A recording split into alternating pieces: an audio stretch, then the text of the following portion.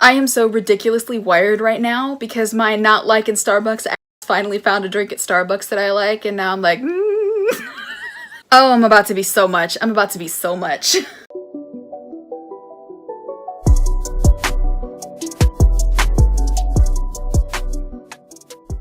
Hey, what's up you guys? It's Lilith. Welcome or welcome back to my channel. I hope that you guys are doing well on this lovely day.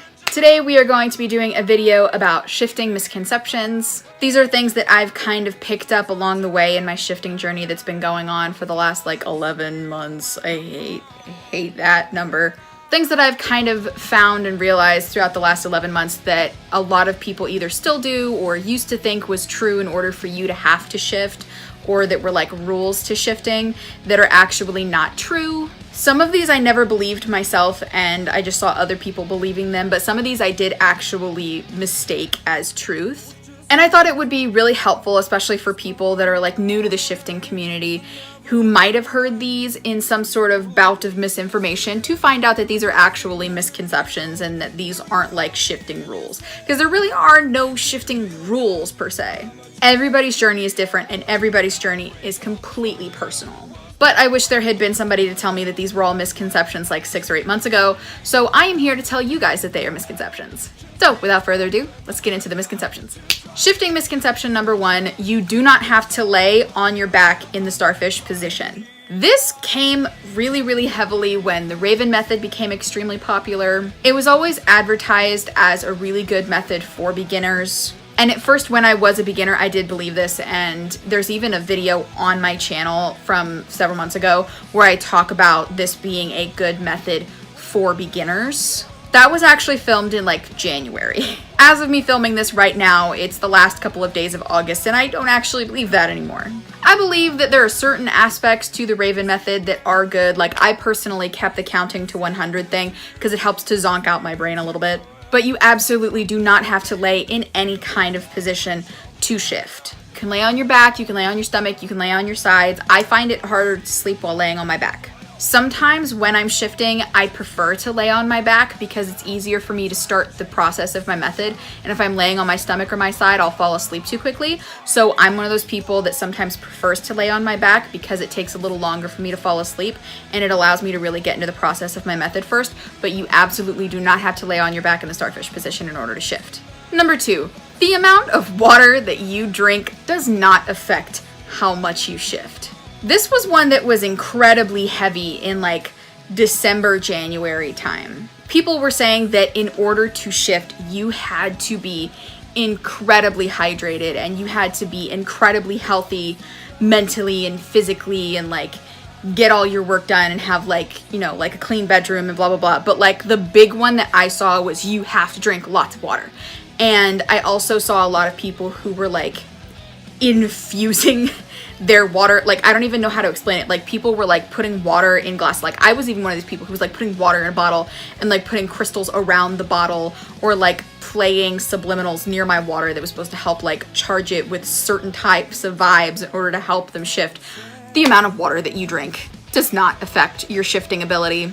It really doesn't. It's got nothing to do with anything.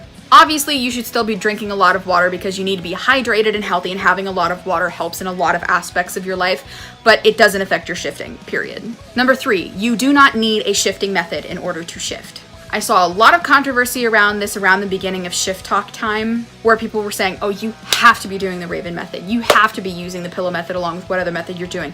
You have to do Julia. You have to do ADHD. You have to do Sunny method. No, you don't have to have a method.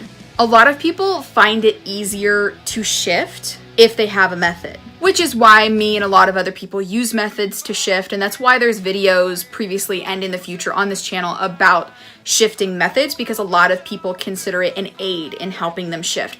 But you absolutely 100% do not need a method to shift. There are actually a lot of people who shift better without one. It just depends on you personally. Like I said, shifting is a very personal and particular thing to each person. Number 4, I don't remember if I actually said that the last one was number 3. Part of my ADHD is like, did you call it number 4? No, this one's number 4. Number 4, you do not need a shifting routine in order to shift. A lot of people have very specific setups and routines to help get them physically and mentally at the point of being able to shift. And for some people, it does really work. Like reading fan fiction or something media-wise, like watching a movie or TV show that has to do with your DR. Taking a shower right before you shift. Washing your face, drinking a crap ton of water, meditating for a certain amount of time, listening to a certain amount of music, listening to a certain subliminal. Like, you don't have to have a routine. And I do see a lot of people that they prefer to have shifting routines. I go back and forth sometimes. I've never really had a set shifting routine, especially since I have ADHD and I'm really bad about self-care and like keeping to routines, and I'm really bad about that sort of stuff. I have had nights where it does help me to kind of get in the mindset, like because I am trying to shift to the MCU, it does help me to watch a little bit of Avengers, listen to an MCU playlist while I'm washing my face, like meditate, like whatever. But it's to each person. There are some people that they don't have a routine. They just go to bed at night and they shift. Like, you don't need to have a routine. If your routine is purely, I'm gonna go shift, that's it. If your routine is, I'm gonna watch this show and then go to bed, whatever. Like, you don't have to have a routine, period. And even if you do, it doesn't have to be this long, drawn-out thing that takes your entire day. You do not need a routine to shift. Number 5, you do not need to listen to subliminals. A lot of people got very, very heavily focused on the subliminals part of it. Me and a lot of other people actually found that subliminals are more distracting. Partially it's because some people prefer to sleep in dead silence. Other people it's because a lot of subliminals have talking in the background and it distracts them. There's also people who they prefer to fall asleep to music, or just like the sound of their fan, or a lot of people prefer falling asleep to like binaural beats kind of thing. But there's a lot of people that they don't like shifting with subliminals because they find them more distracting and it's actually harder to shift that way. You definitely don't need a sub in order to shift. If you want background noise, you can have background noise. If not, dead silence, whatever, that is up to you. Number 6, shifting is not lucid dreaming. Now, this isn't so much of a misconception to shifters who actually are shifting.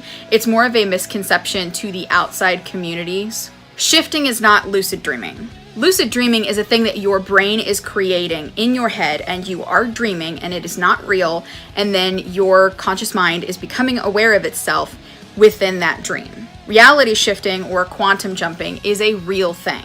There is scientific proof of reality shifting. It is not new just because Shifttok found out about it in 2020. And it's not lucid dreaming. Yes, it sounds like it's very similar because it's like, oh, I'm not physically here right now in my original reality. But technically you are. When you're lucid dreaming, you haven't actually left this space, you're just asleep and dreaming.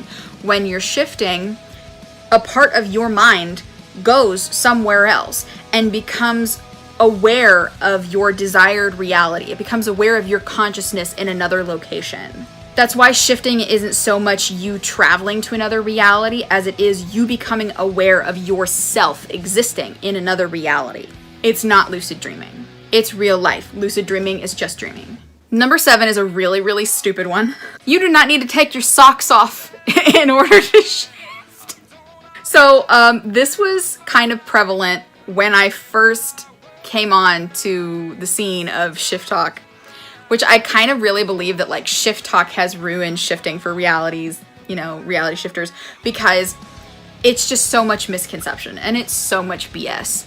And it's a lot of misinformation. It's a lot of trolls. And I never knew if this was a troll thing or if this was a real misconception, but I saw quite a gross amount of people saying that you could not shift with socks on, specifically when it came to the Raven method, that you couldn't do the Raven method properly if you were wearing socks. I don't know what the explanation for this was supposed to be, if it was supposed to be distracting or a hindrance of some kind, but I really saw people who were like, I can't shift if I have socks on, and people who were like, no, you can't do this method if you're wearing socks, like you're not supposed to be wearing socks, like it fucks with it.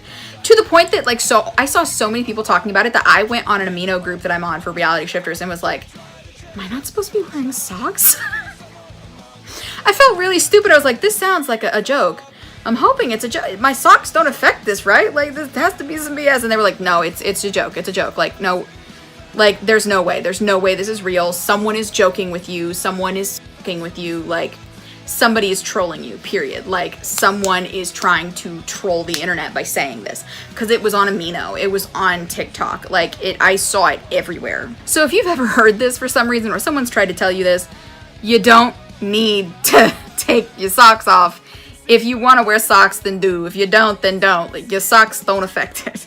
Number 8, you do not have to sit still in order to shift realities. There's a lot of people that they still move while they're trying to shift and they still succeed. This is another thing that it's to each their own. If you personally get distracted by moving, then that's a you thing. But I have seen people that they have shifted and they move when attempting to shift. So it's not an everybody thing. You can move while you're trying to shift.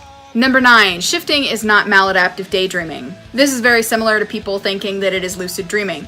It is not maladaptive daydreaming. Maladaptive daydreaming, you are completely in your original reality for. It is something that your mind is making up, and it is something that you are not actually experiencing. Now, maladaptive daydreaming is a lot more common than people think it is. I've heard different people put different takes on it about how some people think that maladaptive daydreaming in itself is a mental illness, whilst other people say that maladaptive daydreaming is a side effect of mental illness, such as depression or anxiety, ADHD, bipolar disorder, stuff like that. And then I've seen other people say that maladaptive daydreaming is completely different and has nothing to do with any sort of mental illness. I've heard people say that maladaptive daydreaming is a thing that you can choose to do if you have a more active imagination. There are people who are like, you cannot control this. There are a lot of people that I have found in my research that say that maladaptive daydreaming can actually be quite intense, that you can't always control it, and sometimes you just kind of zone out. I've seen a lot of people that have ADHD who have focus problems talk about this.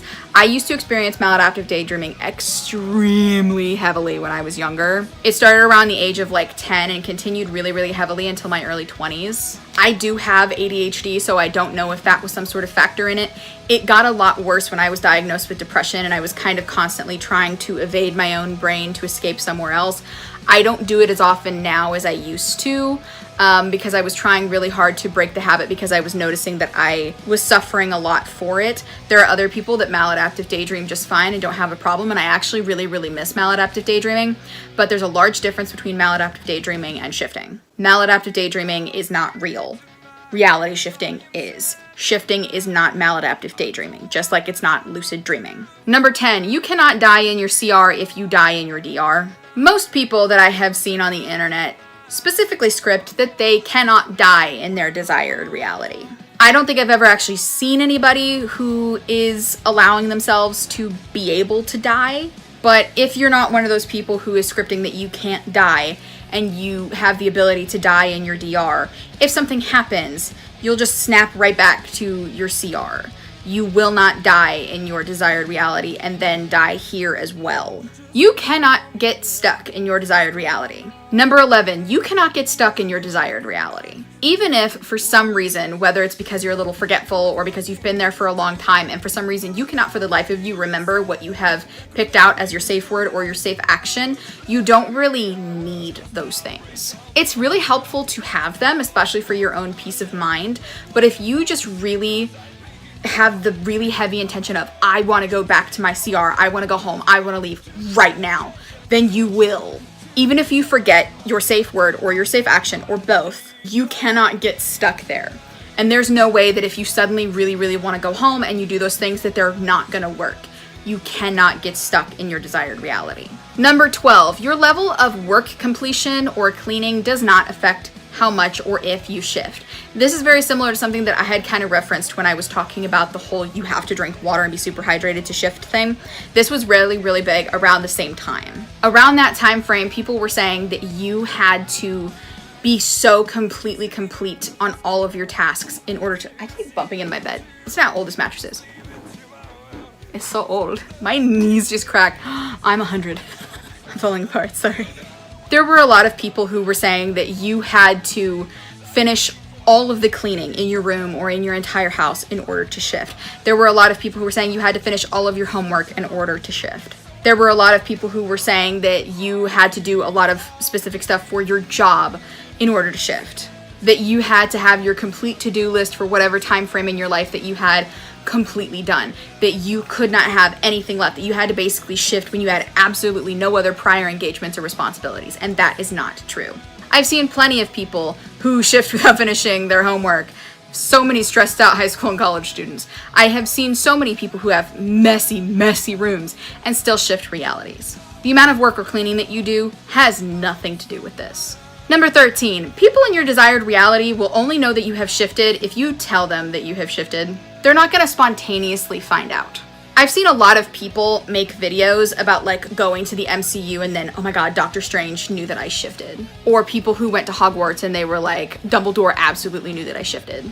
But it's not like you've suddenly appeared in that reality. Your body did not suddenly happen and your consciousness went into it.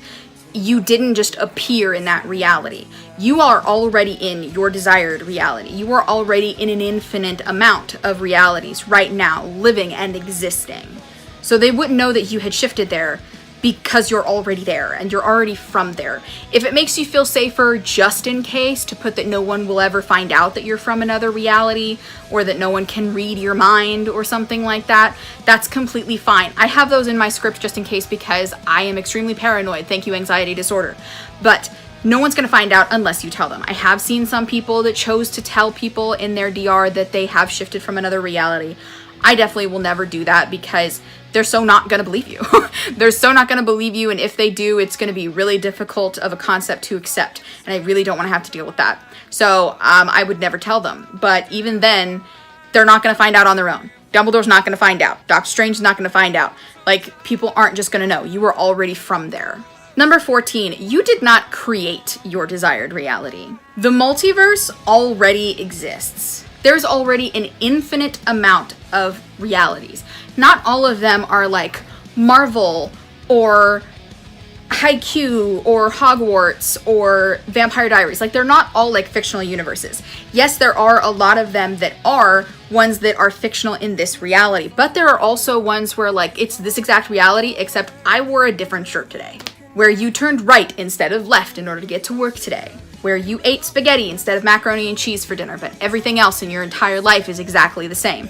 Every little thing that happens can be different in another reality. Just like there are other realities where, you know, we know what happened in a mystery that we don't know happened in this reality, or someone was born in this reality who wasn't born in another one.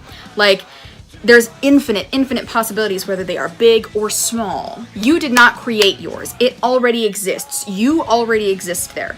Just because you script certain details about your desired reality, don't think of it as this is an actual script for a movie that I am creating and then the reality will exist when I get there. It's not that. It's like a map. These are the details of the one I'm going to specifically, kind of like a matchup. You're not creating it just because you are scripting it. It just means that you're specifying which one you're going to that already exists. You did not create your desired reality. It already exists and you already exist in it. Number 15, you do not disappear when you come back to your current reality. As I've said several times throughout this video, you already exist in your desired reality. Your body already exists. The life that you've scripted for yourself already exists. It's already happening. So when you leave, it's not your body disappearing. It just means that this part of your consciousness is coming back here. You're not leaving. You are still there. This part of your brain is just tuning in over there. Your body does not disappear. It doesn't leave. You don't leave. Your consciousness just stops becoming aware of it over there and starts becoming aware again over here.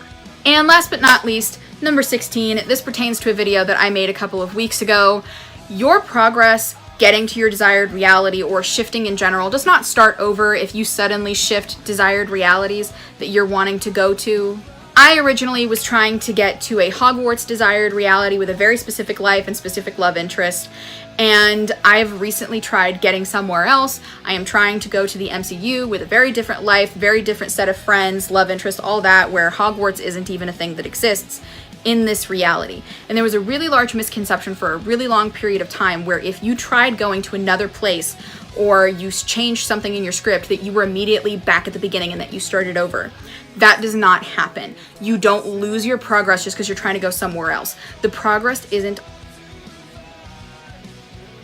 Somebody's car alarm just went off and scared the crap out of me.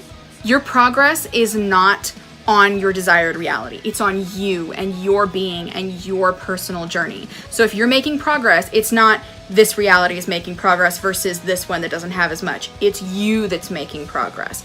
You don't lose progress or start over at the beginning when you change desired realities. And I think that's all I have for you today. I hope that you guys enjoyed this video. I hope that it helped give you guys some information on maybe some things that you had heard that you were believing or that you weren't quite sure about. I just hope that this video helped give you guys some information and made you feel better about some misconceptions of some sign. Of some sort or some kind, whichever one of those I actually want to say. If you guys enjoyed this video, please give it a big thumbs up. Tell me what you think in the comments. If you are not already subscribed to this channel, please click the big red subscribe button below. It would really mean a lot to me if you joined this little family of ours. If you would like to keep up with me on other social media, please check out the links below. Please follow me on my Instagram, my Twitter, my TikTok, my backup TikTok that I've recently had to create because I keep getting banned for no reason. And please check out my Etsy shop that I run with my mother. The link to that is below. I mentioned in my last video that my mother and I started an Etsy shop where my mother is making jewelry and I am making spell jars. And for those of you interested in reality shifting, there is a reality shifting jar on my Etsy page where you can learn more about that or even other jars that I make or really beautiful, amazing jewelry that my mother is responsible for. So please check out all of the links below. It would really mean a lot to me. And I think that's about all we have for today. I hope that you guys enjoyed this video and I hope that you all have a lovely day.